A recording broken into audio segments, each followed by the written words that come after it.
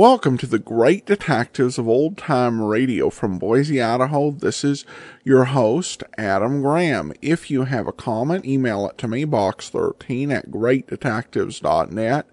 Follow us on Twitter at Radio Detectives and become one of our friends on Facebook, facebook.com/Radio Detectives. Well, before we do get started, I do want to let you know the show is brought to you by the financial support of our listeners. And I particularly want to thank Scott and Daniel so much for their support. We'll send access to the premium site along with any donation of $7 or more. And you can support the show, support.greatdetectives.net. Also have an address. You can mail in a check to just be sure to make them out to Adam Graham. And at greatdetectives.net, I have the column up there this week that I said I was going to have up there last week regarding a radio drama review of I Was a Communist for the FBI. Due to the death of Leonard Nimoy, I did another column last week, but this week we're back on track with our review, so be sure and check that out at greatdetectives.net. And you can subscribe to my articles through the Kindle store. Search for Great Detectives of Old Time Radio. You can try that out free for 2 weeks. All right, well, now it's time for today's program. The episode original air date, March the 2nd, 1950. The title, The Big Kill.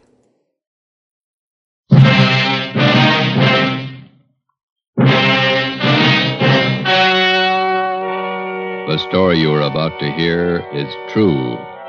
Only the names have been changed to protect the innocent. Dragnet.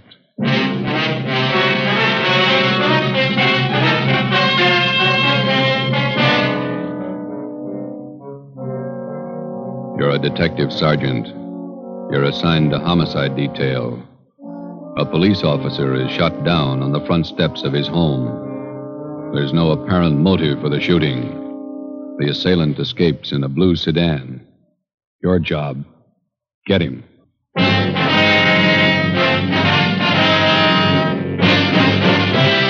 Dragnet, the documented drama of an actual crime. For the next 30 minutes, in cooperation with the Los Angeles Police Department, you will travel step by step on the side of the law through an actual case from official police files. From beginning to end, from crime to punishment, Dragnet is the story of your police force in action. It was Sunday, May 23rd. It was warm in Los Angeles. We were working the day watch out of homicide. My partner's Ben Romero. The boss is Thad Brown, chief of detectives. My name's Friday. I was off duty reporting back in on an emergency call. It was 5 minutes past 3 a.m. when I got to room 42.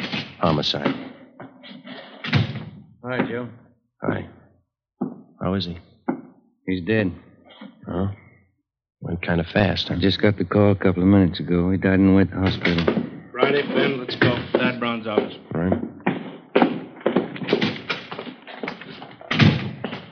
How did it happen, Skipper? Haven't got all the details. Guy used a shotgun, point blank. Fillmore didn't have a chance. Chief of the detective's office, he got crime lab? Yeah, out there now. Right. Chief Ron Egan? Down the hall with Captain White, intelligence office. Said to have you wait. Okay, we'll be inside. Right. You want to fill us in, Skipper? No, not much to tell. Fillmore was working the day watch out of robbery. He left work at 6 o'clock last night, drove home. Yeah. He had dinner, then he and his wife went to a show. He got home about 11:30, went to bed. Yeah. About 1:30 this morning, the front doorbell rang and Fillmore answered it. His wife said she heard him open the door, and there was a gunshot. She ran to the front door in time to see a guy jump in a car and drive away. Fillmore was lying on the porch, chest ripped open. You say the guy used a shotgun? Yeah. No other information on the car he used? Blue sedan, that's all the wife could tell us. She didn't get the license number. Said it looked like a new model car. No physical evidence. Haven't found anything yet. Here's the boss. Chief? Elliot, you briefed Friday and Romero? Told him much as I know. Any idea what the guy's motive was? Revenge. Any leads? Just one.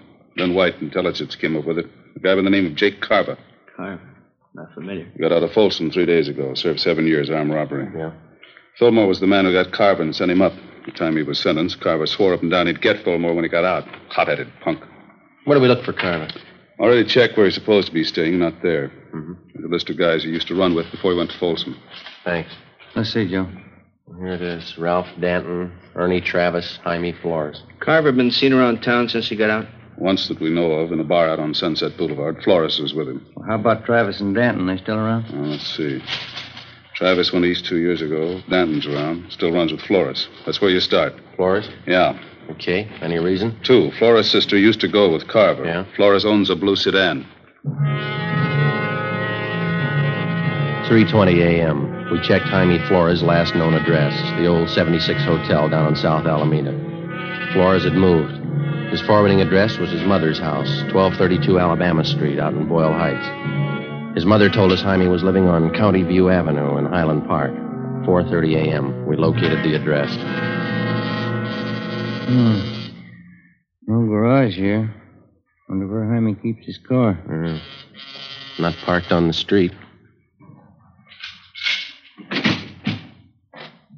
Yeah?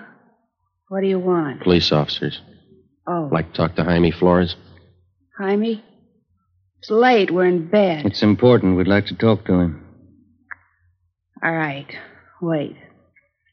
I'll go get him up. Jaime. Come on, get up. Come on, Jaime. Cops at the door want to talk to you. What did they say? They want to talk to you. Okay, baby.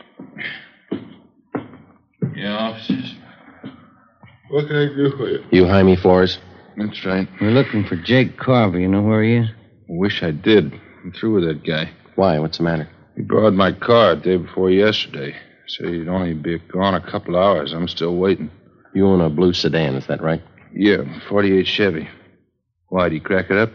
Couldn't tell you. Do you have any idea where we can look for Carver? If I did, I'd be looking myself. Do you know if Carver's got a gun? Why, had Punk pull a job? Does he have a gun? In the trunk of the car. I use it on hunting trips. What kind? Shotgun. 4:45 a.m. We got out a broadcast and an APB on Jake Carver, containing a complete description of the car and its license number. Roadblocks were set up on all main roads leading out of the city, and police details at the airports, bus depots, and the railroad terminals were alerted.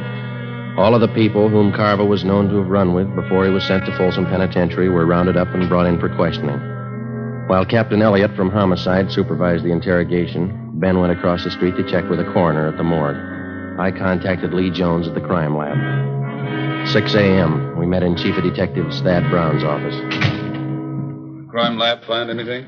Single footprint, that's all. Jones found it in one of the flower beds in front of Fillmore's home. Does it tie in? Size 10. That's Carver's size. Well, that'll help. Is there any indication Carver might still be in the city? No, there was a good 3 hours between the time Fillmore was shot and the roadblocks went up.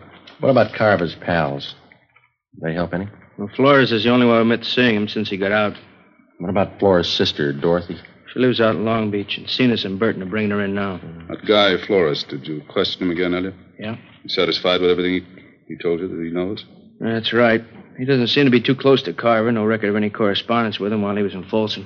How about the coroner's report now? Shotgun, close range, hit him hard. Well, there's mugshots of Carver. They out? Photocopy's still working on it. Turning out 2,000. Excuse me. Brown speaking. Albert. Right. They got Dorothy Flores in the interrogation room. You want to talk to her, Elliot? Ben, you and Joe talk to her. Tell Cenas and Burton to check in here. I got another angle I want them to start on. Right, let's go, Joe.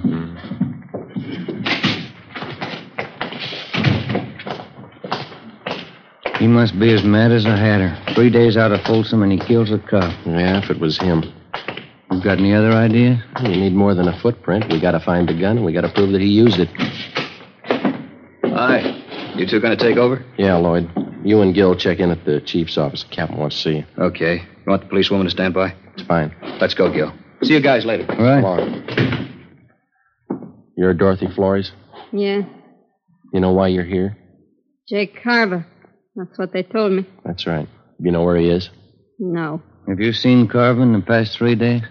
Look, I don't want any part of the guy. He's nothing to me. He never was. You used to go around with him, didn't you? 7 years ago, before he went to Folsom. Mm-hmm. What happened to your eye, Miss Flores? Those bruises there on your arm. Oh, we had a party. I fell and bumped myself. Looks like a pretty new black eye.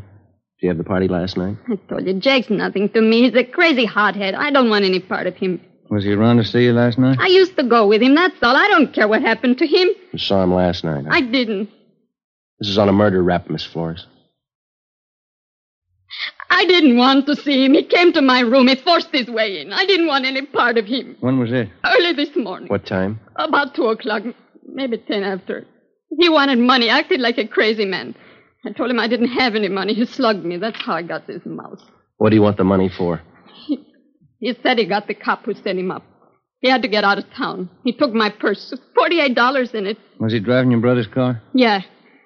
I didn't want any part of him. I got nothing in this. Did he tell you where he was headed? Mexico. He's got friends across the border. Tijuana. All right. Stay with her, Ben. And get a stenographer, too, will you? Yeah.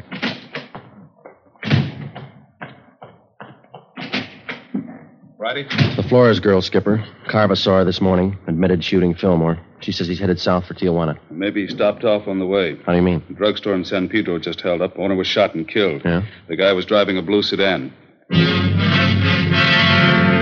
An immediate alert was teletyped to the coastal town south of Los Angeles in the vicinity of San Pedro. The San Diego police were alerted, as were the Mexican authorities in Tijuana and other designated points of entry along the California-Mexico border. 7:50 a.m., Ben and I, together with Lloyd Barton and Al Chambra of Homicide, drove down to San Pedro and checked in with Lieutenant Maxwell at San Pedro Homicide. What kind of a gun did the guy use, Lieutenant? I checked the body. Looks like it could have been a .45. No chance it might have been a shotgun? No, not that kind of a wound. Who saw the guy make his getaway? My wife did. We live right across the street from the drugstore. Wife heard the shooting, ran to the window. She says it was a blue sedan. She didn't see the license plate? No. I got a look at the car before it disappeared. It looked like a Chevy to me. There's been no sign of it since the roadblocks went up? Not yet. It's pretty hard to understand. How do you mean? Take a look at the map here. Here's Palos Verdes and Clifton to the west. Roadblocks there. Yeah, huh? Here's the roadblock to the north, just this side of Harbor City. Another one northeast, near Wilmington. Yeah? This one here, outside of Long Beach. Had 4 roads to pick from. They're all blocked off, huh? No turnoffs, no detours. All the roads are under patrol. You think he got south beyond Long Beach before the roadblocks went up? Not a chance. It's hard to figure. He could be hiding out somewhere along the way. Excuse me, man. This is Lieutenant Maxwell. Where? Okay, be right there. Anything? I found the car off the Coast Highway, blue Chevy sedan. How about Carver? Bloodstains in the front seat. That's all they found.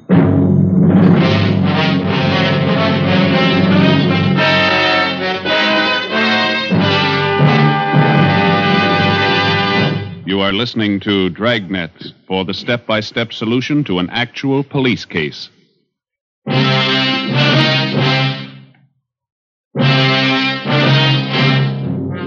8:45 a.m. We found the blue Chevrolet sedan. It was lying overturned in a ditch just off a dead-end road on the edge of a grove of eucalyptus trees.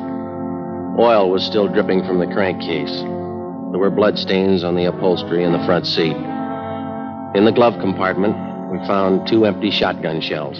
Ben marked them with his initials for evidence and wrapped them in a handkerchief. The fingerprint men were called. We fanned out and started a search of the general area. See if we can't pick up a trail in this eucalyptus grove here.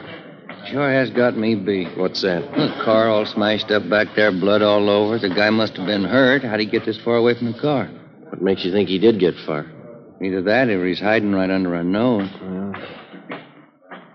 No sign of a trail through here? No, there's nothing. There's a clearing up ahead. Come on, let's cut through this brush here. Ben, come here. Yeah.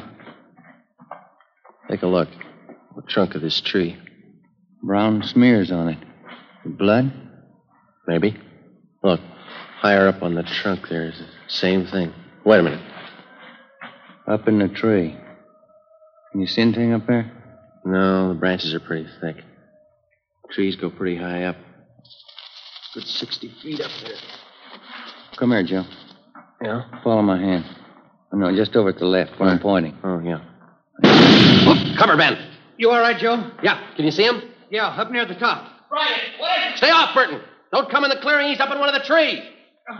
Throw that gun down, then come down yourself. All right, Ben. Get him, Joe.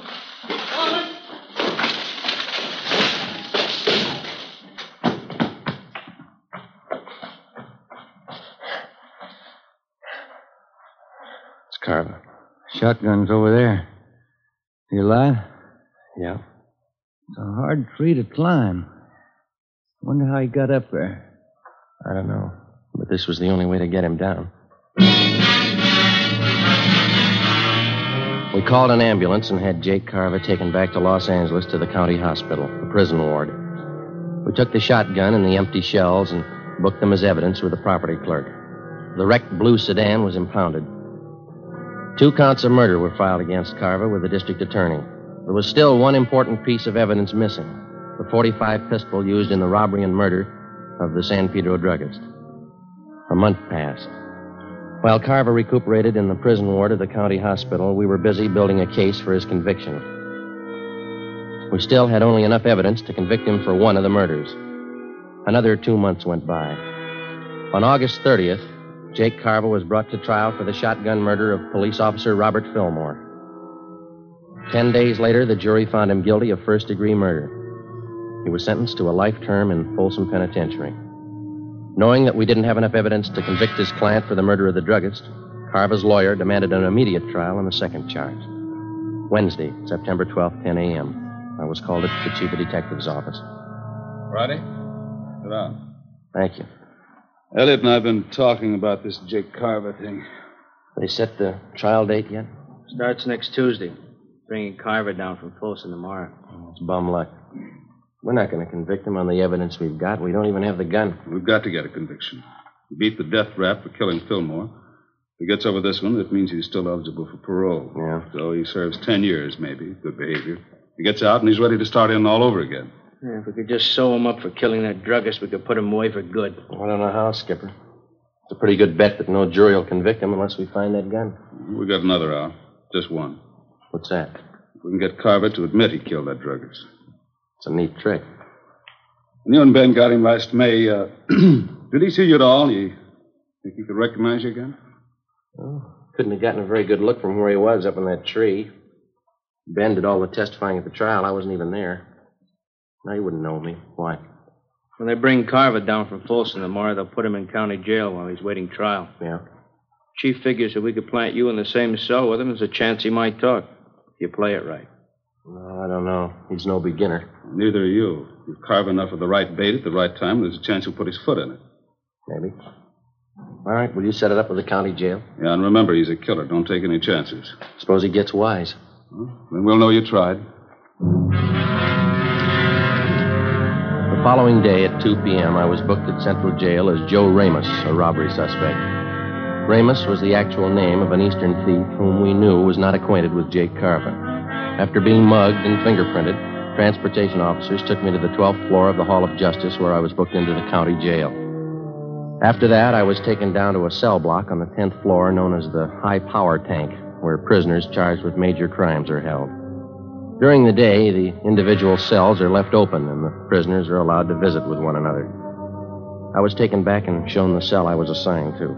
Jake Carver was already there. He was playing two-handed poker with another inmate on the lower bunk. Here you are, Ramos. This cell here. You can take the top bunk. All right. How many cards you want? Make it 2, Jake. Hey, move, will you? I want to get in my bunk. Come on, make your bet. Says 2 cigarettes. You're 2, bunk you 6. I said I'd like to get in my bunk. Go on, Sam. Play the game. Okay, we'll see you. Maybe you didn't hear me, Sam. I said I want to get in my bunk. I heard you, Mac. I don't like shoving around like this. All right, now sit down. What's your complaint? Didn't they tell you when you came through the door? They bury you in the hole for beefing in here. Then as long as I'm in here with you, let's get it straight right now. Don't bother me. And while you're at it, keep your rum-dum pals out of here, you understand? I don't think I do. You'll be around quite a while, smart guy. I won't forget this. Oh, yeah. Shout time. Come on, here it is. What are you doing down there, Dobbins? Nothing. I always sit on the floor. Get back to your cell. Ciao. Yeah. See you, Jake.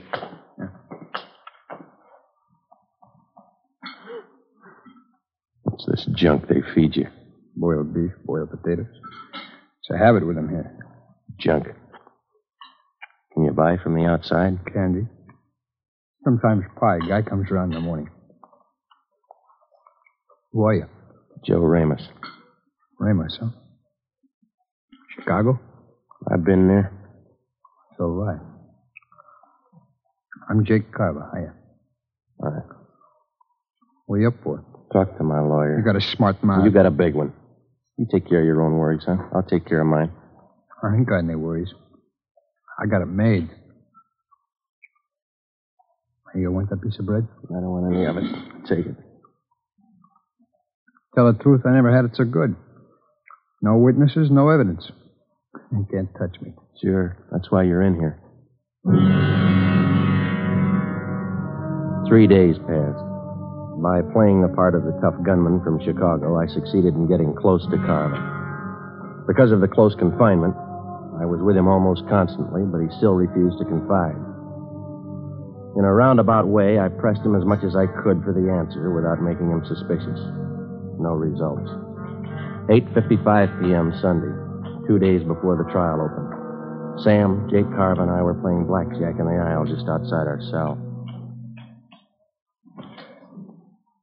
All right, Sam, hit me. There you are. Okay, I'm good.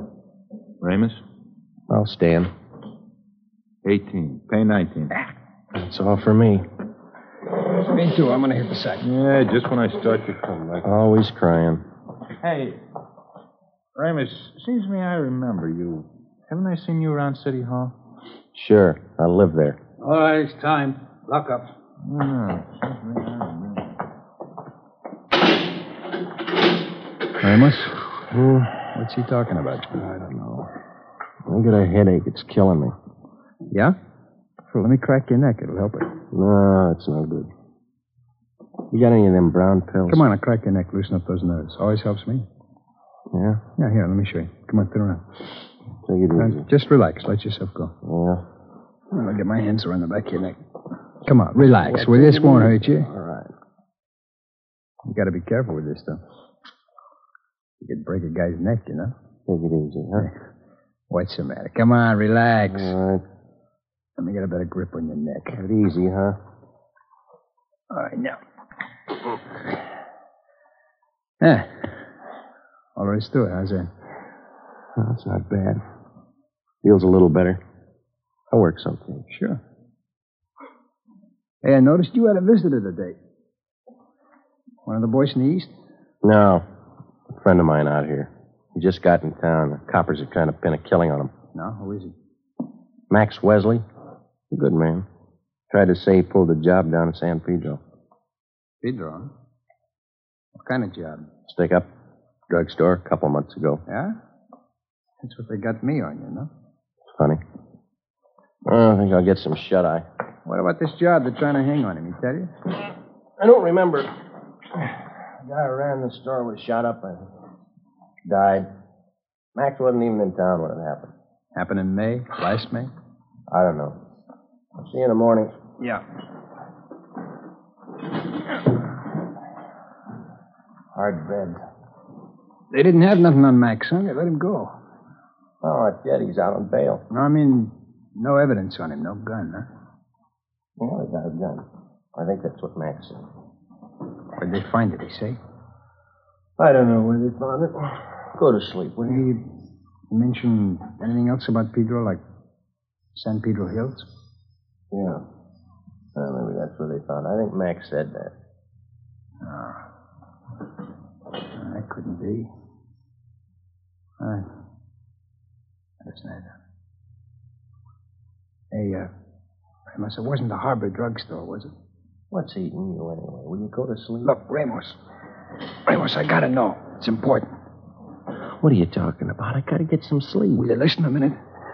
I ditched a gun down there in the San Pedro Hills. All right, what are you worrying about? They don't send you up for hiding guns? Listen, I'm hot on that job. They got me on one murder rap. If they tag me in another one, it's for keeps. What do you want me to do? Talk to the governor? Are you sure this guy Max said that they found a gun? Now, look, Carver. Max said they found a gun in the San Pedro Hills. Now, you get on down in your bunk and let's talk about it in the morning, huh? What kind? Did he say what kind? I don't know. I don't remember. Was it a 45? Something like that, yeah. 45, I guess that was it. Now, get... Listen. Got the jailer barking down here. Quiet down in there. All right. You go to sleep now? can't they? It's not the same one. They couldn't have found it. They haven't talked to me. Ramos. When did they find the gun? Did Max tell you that? When did they find the gun? When? I don't know. He didn't say where? San Pedro Hills. Ramos, I gotta know. Wasn't by a covert, was it? On the hill road? I don't know. I'll ask Max the next time I see him. Is that where you ditched yours? They couldn't have found it. Nobody could have. It was this covert, see, back on the road. Yeah. There was a piece of cement broken off the bottom edge of the covert, kind of a hollowed-out space inside. I pushed the dirt all around it. You gotta ask Max. Ask him where they found that gun. Yeah, I'll see him Wednesday. I'll ask him. You gotta find out. They could put me away for good. What are you worrying about? They haven't paired you up yet with the gun they found? Yeah. Yeah, that's right. Maybe they didn't figure it. Maybe they forgot. Maybe. Yeah. Cops are dumb. They forget. That's what everybody says, isn't it? Yeah, that's what everybody says.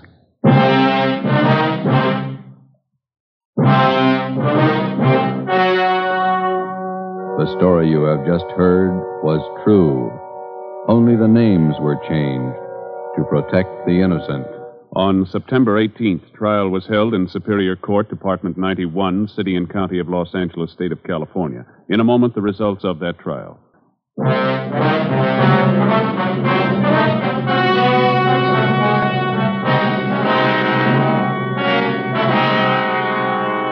The murder gun, a .45 caliber automatic pistol, was recovered from the San Pedro Hills, and Jacob John Carva was brought to trial.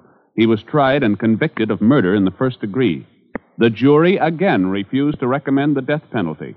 Carva is now serving a life term in the state penitentiary without possibility of parole.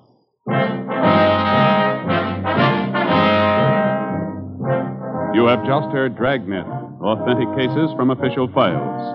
Technical advice for Dragnet comes from the Office of Chief of Police, W.A. Wharton, Los Angeles Police Department.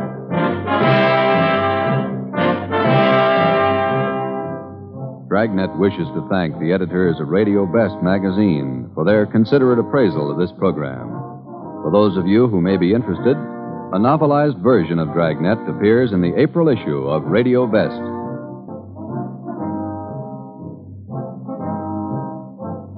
Tomorrow, hear Mr. and Mrs. Ronald Coleman in the Halls of Ivy on NBC.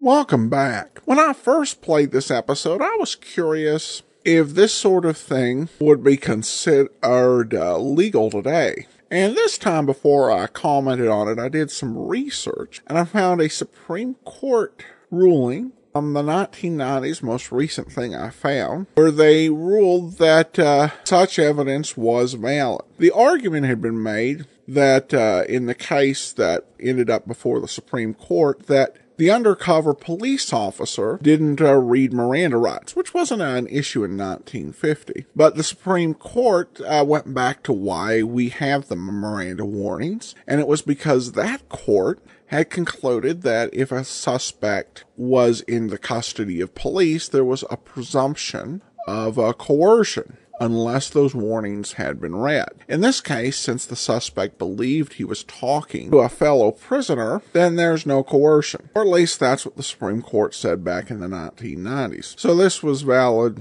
for some time. I like the way that this was played. Apparently, the first episode with Joe Friday going undercover had been a success.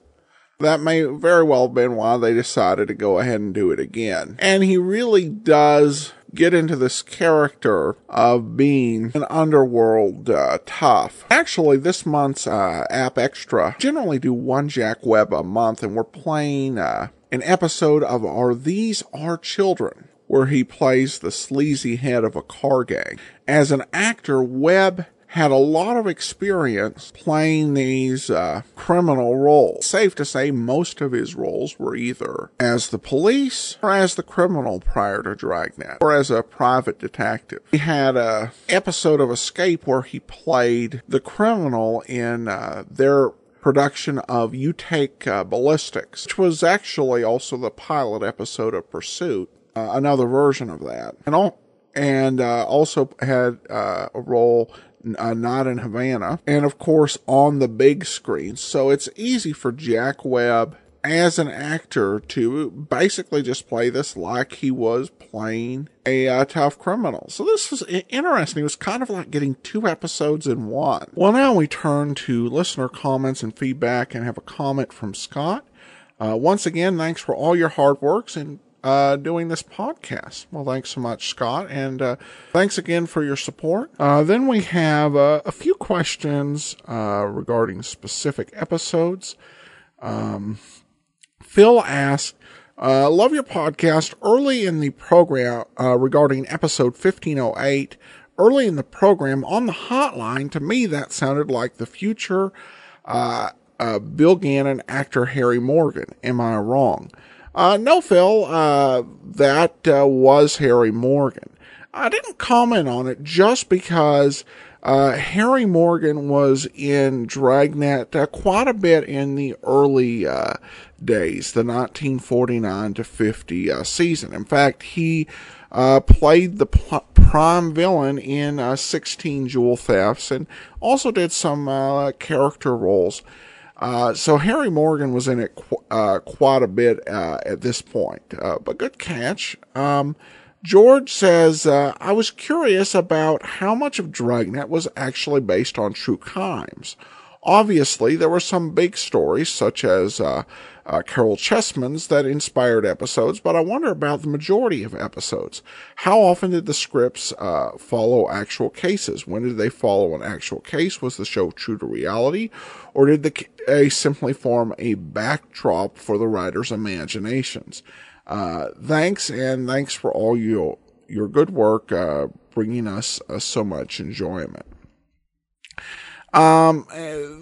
Good question, and a little complicated to answer.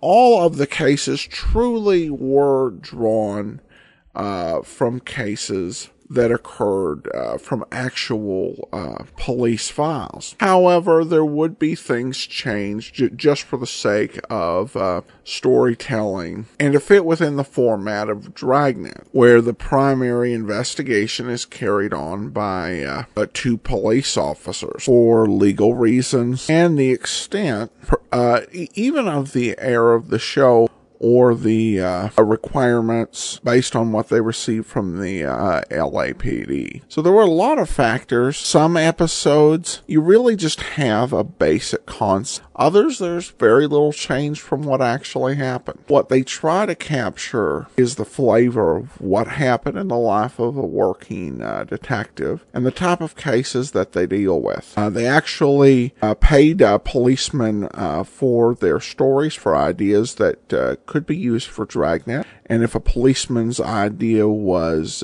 accepted, they would pay them $25, which was a lot more money now back then than now, closer to $200 or $300, I should think. Then a question from Joel, who says, you may have answered this, but I'm curious why they say sentence is prescribed by law when announcing the ending, except in death penalty cases when they say executed. I'm going to just speculate on this because I'm not 100% sure. But one possibility is that Dragnet cases didn't all come from the 1940s and 50s when the program was being aired. Many of them were originally from the 1920s, such as The Big Little Jesus. Well, that didn't involve a sentence at the end. Or the City Hall bombing. And sentencing laws do change, and a sentence might be more harsh or more lenient, so it might make sense just as a matter of standard issue to say as prescribed by law. It may also have just been a stylistic choice too. It definitely does fit the tone of Dragnet and the tone of most of the scripts. So that's my stab at it, and I hope I hit somewhere near the actual reason. But that will actually do it for today. We will be back Monday with The Saint, and then join us back here again next Saturday for another episode of Dragnet. If you have a comment, send it to me, box13 at greatdetectives.net. Follow us on Twitter at Radio Detectives.